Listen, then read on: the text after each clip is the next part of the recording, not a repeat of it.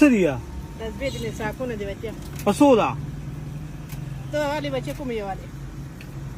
پسلسل دی دای پسلسل به دا سپینې پکې 200 دي دا نور پسلسل ابه زه خو به نوالم کنه خدا ته خبره کوم ټول لا خرڅه مجبوری ده کنه بچی سو څه مجبوری ده واړه بچی مې دي د بس د غټي وټي مې سګنی یو ځای مې دړو کې دي مشران مې دې نه کوي دي کنه بچی دې کې 200 روپیا راز غټه انداز ها بچی دې کې 15 شپږ سو وشي نو څه د ما د خرچي وشي او یو 300 روپۍ د ما خرچي وشي نو دا درځ گزاره کوم نور پک دې مې ساکونه کې بیا ورکوم ها لګره ورکوم نو زه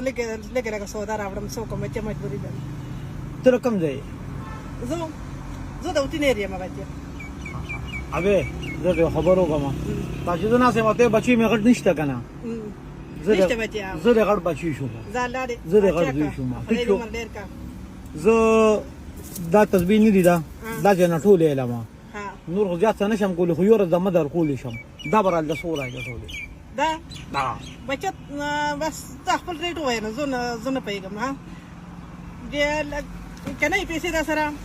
خیر تاسو سره ریټ صحیح وکم دا بچي ریټ راته وای بس وای دا په سلسله خرڅوم دا نور بدل 50 ورکم دا بدل په سلسله ورکم بس خیر راکې تاسو سره پیسې نه یې دا ټوټل بل سوره کې ټولې سټل خبر را سره وکا دا ټولې دا د 300 سودا دا بچي رس د 3000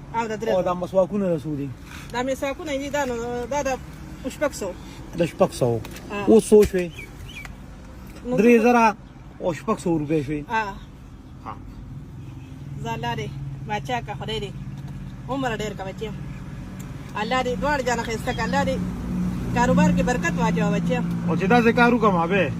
د 3000 او شپږ سو روپۍ دي کنه دا زما د 1000 روپۍ شو زالاري عمر ډېر کا بچي خدای دې دوړ جان خسته کا الله دې ګلو ګردار کا بچي اوس بچرته دی به اوس دوه مکور ته بچي چوټي نشو کنه او چوټي شو الله دې دوړ جان خسته کا اوس دا کارو کوي دا واپس والا زالاري عمر ډېر کا دا بدا کارو کې کنه چې دا سبا 50 خرڅ کا بس نن خو نه خرڅ کنه بچي الله دې عمر ډېر کا خدای دې دوړ جان خسته کا الله دې ګلو ګلزار کا بچي استاد چې کمی لوريان دي کنه پکور کې ازمام خويندې دي دا کار بو کې کنه دا 500 روپیا سپیشل دا غیلی پدی بغیله سوال کور دا خوراک او یو بس عمر ډېر کا خدای دې بچیا جنت کې ګوګل غلونه کو ګرځوا بچیا اوس لاړ شمور کور جنت غلونه کو ګرځوا خدای دې ګل ګلزار کا بچیا دنیا اخرت دواړه د خسته شي بچیا مان بستر گو کې د خپل غیرت خیرات غواړي الله پاک الله پاک الله پاک الله